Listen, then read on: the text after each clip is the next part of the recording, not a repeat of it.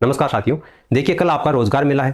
किन किन अभ्यर्थियों को जाना है, नहीं जाना है, जाओगे तो क्या मिलेगा, क्या नहीं मिलेगा, नहीं जाओगे तो क्या आप ज्वाइनिंग लेटर से वंचित रह जाओगे। अन्य राज्यों के जो अभ्यर्थी हैं उनको कहाँ आना है या नहीं आना है, विभाग आवंटन का जो कार्य है वो कहाँ तक प्रोसेस में पहुंचा है, प्रशासनिक सुधार विभाग कब लिस्ट जारी करेगा, वगैरह वगैरह हम बात करने वाले हैं इस वीडियो में। लगभग आपकी जो सारी समस्याएं हैं उनका समाधान इस वीडियो में मैं करने की कोशिश करूंगा। तो सबसे पहले तब हम बात करते हैं रोजगार मेले की, है ना। रोजगार मेले में आपको जाना है या नहीं जाना है। तो देखिए, अगर आपका सिलेक्शन हुआ है तो आपको रोजगार मेले में जाना चाहिए। पहली बात, जरूरी है क्या? देखो, जाओगे तो ठीक है, नहीं जाओगे तो भी ठीक है।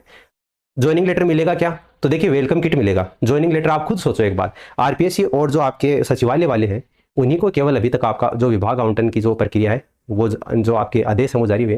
प्रशासनिक सुधार विभाग ने अभी तक विभाग आवंटन ही नहीं किया है। तो जब तक विभाग आवंटन नहीं होगा तो ज्वाइनिंग लेटर कैसे मिलेगा? आप थोड़ा सा प्रैक्टिकल होकर सोचो इस बात को, है ना। इसलिए वहां पर ज्वाइनिंग लेटर नहीं, बल्कि सरकार जितनी ज्यादा जो भीड़ इकट्ठी कर सकती है वो करना चाहती है। ठीक है, बाकी देखिए और भी मैं आगे बात करूंगा इसको लेकर। इसके अलावा विभाग आवंटन की बात करें तो विभाग आवंटन को लेकर भी जो कार्य है वो प्रोसेस में चल रहा है। एक दो दिन में बोल रहे हैं कि जो लिस्ट है वो आपकी जारी कर दी जाएगी। अभी एआरडी प्रशासनिक सुधार विभाग के उप शासन सचिव राजेश जोशी जी से चतुर्थ श्रेणी कर्मचारी विभाग आवंटन करने को लेकर बातचीत की गई। बताया गया कि डीओआईटी वाले लगातार प्रयास कर रहे हैं कि जल्द से जल्द विभाग आवंटन किया जाए, परंतु ये टेक्निकल कार्य है, इसलिए अभी यह तय नहीं कर हो पा रहा है कि कब तक विभाग आवंटन होगा। आजकल बोला जा रहा है। फिलहाल आप सभी को कल के लिए शुभकामनाएं। रोजगार मेले में आप शामिल होने जा रहे हैं, विभाग आवंटन हो या न हो, कल के लिए आपको शुभकामनाएं और बधाई पत्र जो है वो आपको अवश्य दिया जाएगा अगर आप रोजगार मेले में जाओगे तो। इसके अलावा अशोक गहलोत जी ने भी आज बोला है, फाइनली, मैं तो भूल ही गया था कि विपक्ष की भूमिका में ये बैठे हैं। विपक्ष का कार्य होता है सरकार जो भी काम करे उसमें जो कमियां होती हैं वो निकालना। जब कांग्रेस की गवर्नमेंट होती है तो बीजेपी वाली कमियां निकालते हैं, और जब बीजेपी की गवर्नमेंट है तो कांग्रेस का कार्य ही यही है कि बीजेपी अगर ढंग से काम नहीं कर रही है तो वो उसको चेताए। लेकिन ये भाई साहब कुछ बोलते ही नहीं है। मैं तो भूल ही गया था ये राजनीति में थे। आज जब मैंने इनका ट्वीट देखा तब समझ में आया कि हाँ, इनको बोलना भी आता है, वरना मैं तो भूल ही गया था। विपक्ष की भूमिका में आप पढ़े लिखे बच्चों को बिठाइए, मेरे जैसे बच्चों को बिठा दीजिए। मैं रोजाना सवाल पूछूंगा उनसे, रोजाना इंटरव्यू दूंगा और रोजाना सरकार की खटिया खड़ी कर दूंगा। गहलोत जी, अगर आप सुन रहे हैं तो मेरा वीडियो देखना, आप शेयर करना गहलोत जी को ये वीडियो, कि अगर आपको विपक्ष की भूमिका में कोई व्यक्ति चाहिए तो मेरे जैसा व्यक्ति बिठा दो।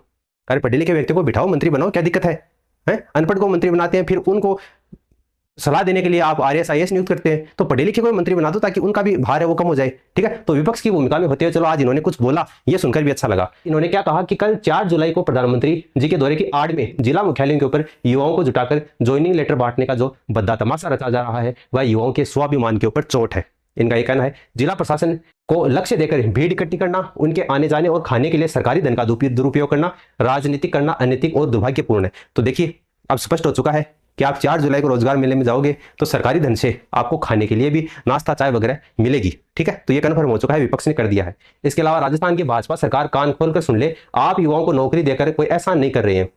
ये तो सही बात है भाई, युवाओं ने दिन रात मेहनत करके कंपटीशन पास कर अपना हक प्राप्त किया है। हमारी सरकार ने भी रिकॉर्ड लाखों नौकरियां दी, लेकिन अपनी पीठ थपथपाने के लिए कभी युवाओं का ऐसा राजनीतिक इस्तेमाल नहीं किया है। ठीक है, इसके अलावा इन्होंने कहा है कि शर्मनाक बात यह है कि प्रदेश में भर्तियां समय पर पूरी नहीं हो रही हैं। ये बात बिल्कुल सही है। अगर आप इस तरीके की आवाज रोजाना उठाते हैं तो क्या पता भर्तियां भी समय पर पूरी हो जाए। लेकिन दिक्कत तो यही है ना कि आप इस समय विपक्ष में बैठे हैं और विपक्ष की बात है वो ढंग से रख नहीं पा रहे हैं।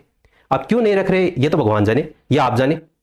इसके अलावा देखिए, जो कैलेंडर जारी किए गए उनके अनुरूप परीक्षाएं नहीं हो रही हैं, लेकिन वीआईपी दौरों के नाम पर इनके नौटंकीनुमा इवेंट एकदम समय पर हो जाते हैं। वाहवाही लूटने के लिए मंच से फोटो खिंचवाकर लेटर तो बांट दिए जाते हैं, पर वास्तविक ज्वाइनिंग के लिए युवा महीनों की दर भटकते हैं। बात बिल्कुल सही है। इतने दिन 4th ग्रेड कर्मचारी भर्ती का रिजल्ट निकलवाने के लिए ट्विटर के ऊपर वीडियो बना करके और भी धरातल के ऊपर कितना आंदोलन किया अभ्यर्थियों ने, लेकिन सरकार की ऊपर जूं तक नहीं रेंगी।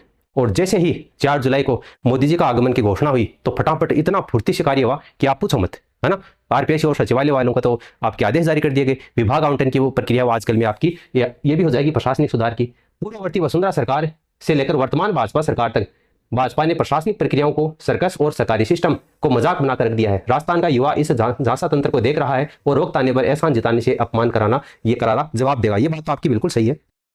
ये बात अगर आप नहीं कहते करारा जवाब देने वाली तो भी राजस्थान का जो युवा है वो देख रहा है कि सरकार क्या कर रही है। इतना तो गहलोत जी हम भी समझदार है, राजस्थान का युवा भी समझदार है। हालांकि आपका बहुत बहुत धन्यवाद कि आपने कम से कम विपक्ष में होकर ये आवाज उठाई, और हम आशा करते हैं कि आप इसी तरीके से और भी आवाज उठाते रहेंगे ताकि राजस्थान के बेरोजगार युवा हैं उनका भला हो। लेकिन आने वाले समय में आपकी जो बीजेपी की गवर्नमेंट है ये तो कन्फर्म है कि नहीं आने वाली है। आप क्या सोचते हैं इसके बारे में वो आप नीचे कमेंट करके जरूर बताना।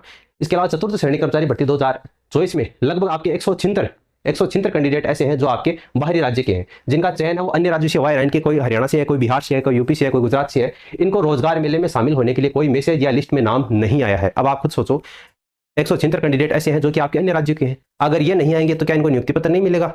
ऑब्वियसली बात है, मिलेगा। इसलिए राजस्थान वाले क्या है कि बहुत ज्यादा इसे रोजगार मेले को लेकर इतनी हाइप बना रखी है कि फलानी लिस्ट नहीं आई, फलानी लिस्ट नहीं है। अरे कोई दिक्कत नहीं है, अगर लिस्ट नहीं आई है, आपको जाना है, आपका चयन हुआ है तो आप चले जाओ, कोई दिक्कत की बात आपको नहीं है। आपको घबराना नहीं है, सीधे काउंसलिंग के समय संबंधित आवंटित विभाग के हेड ऑफिस में आपको आना है, जिसका अन्य अभ्यर्थियों के साथ में सूची में नाम आ जाएगा। तो जो बाहरी राज्यों के हैं उनको आपको घबराने की आवश्यकता नहीं है, आप रोजगार मेले में नहीं आएंगे तो भी काम चल जाएगा। चतुर्थ श्रेणी कर्मचारी भर्ती में आपका जो प्रशासनिक सुधार विभाग है उसके लिए आपके ज्वाइनिंग आदेश है वो अभी तक जारी नहीं हुए हैं। इन अभ्यर्थियों की एलडीसी भर्ती 2025 की परीक्षा होने के कारण चयन की बधाइयां लेने के लिए रोजगार मेले में जाना कोई अनिवार्य नहीं है। अगर आप रोजगार मेले में नहीं जाओगे, एलडीसी की तैयारी कर रहे हो तो आप तैयारी कीजिए, है ना। वरना अगर आप ये चाहते हैं कि एक बार 4th ग्रेड भर्ती में तो आपका चयन हो ही गया है, एलडीसी की और जो आपकी 2nd ग्रेड की एग्जाम होने वाली है 12 तारीख से, वो देखी जाएगी, 2 घंटे लगेंगे जाकर आने में। तो अगर आप जाना चाहते हैं, आपका सिलेक्शन हुआ है तो आप जा भी सकते हैं, वरना कोई अनिवार्य नहीं है। ठीक है, ये बात आप ध्यान से देख लेना। 1 मार्च तक जिन्होंने नियुक्ति आदेश प्राप्त कर लिया है, ज्वाइनिंग ऑर्डर उनका आ गया है, या फिर वो आपके नौकरी पर चढ़ गए हैं, जैसे आरपीएससी 1st ग्रेड वालों को ज्वाइनिंग दे दी गई है, वो स्कूलों में जाने लग गए हैं,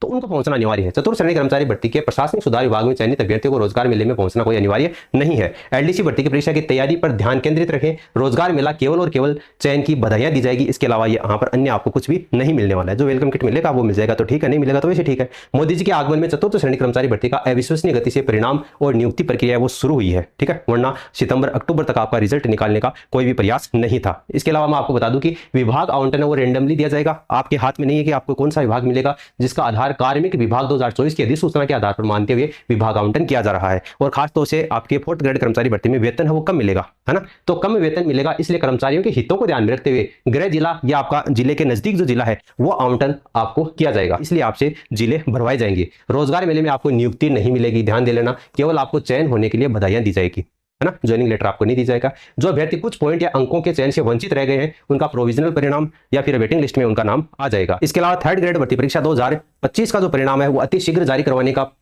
प्रयास जारी रहेगा, जिससे लगभग 2000 सीटें हैं वो और हट जाएंगी 4th ग्रेड से, तो वेटिंग लिस्ट है वो उसमें जुड़ जाएंगी। इसके अलावा वाहन चालक भर्ती परीक्षा में भी लगभग 1000 से 12 कैंडिडेट ऐसे हैं जो कि आपकी वाहन चालक परीक्षा और 4th ग्रेड में कॉमन है, तो वहां से अगर उनको हट जाएंगे तो वेटिंग लिस्ट है वो और भी पदों पर आ जाएगी। कहने का मतलब है कि आपके लगभग 5000 पदों पर वेटिंग लिस्ट है वो आने की संभावना है, क्योंकि 3rd ग्रेड के अलावा 2nd ग्रेड है, स्कूल व्याख्याता भर्ती परीक्षा, यहाँ से भी सैकड़ों अभ्यर्थी निकलेंगे, जिसके कारण वेटिंग लिस्ट है वो भी आपकी बड़े पदों पर आएगी। कि रैंक फर्स्ट हो या 45,000 हो, आपकी किस्मत है वो बड़ी होगी, क्योंकि आपको विभाग जो है वो आपके हाथ में नहीं है कि आपको कौन सा विभाग है वो आपको चूज करना है, आपके आधार में नहीं है, ना आपकी मेरिट या फिर चॉइस के आधार पर।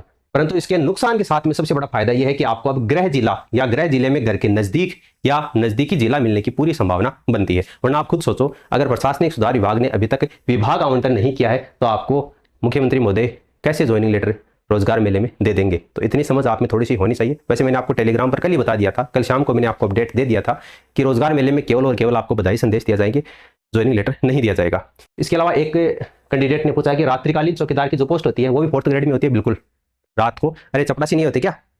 तो आप चपरासी था क्या 4th ग्रेड में? तो रात्रिकालीन चौकीदार की जो पोस्ट है वो भी 4th ग्रेड में होती ही है। इसके अलावा आप हमारे इस टेलीग्राम चैनल को जरूर ज्वाइन कर लेना, कोई भी लेटेस्ट अपडेट आता है तो वो सूचना आपको यहाँ पर प्रोवाइड करवा दी जाती है। इसके अलावा अभी भी अगर आपका कोई सवाल है, कोई भी डाउट है तो आप नीचे कमेंट सेक्शन में कमेंट करके पूछ सकते हैं। फिलहाल इस वीडियो में इतना ही, धन्यवाद।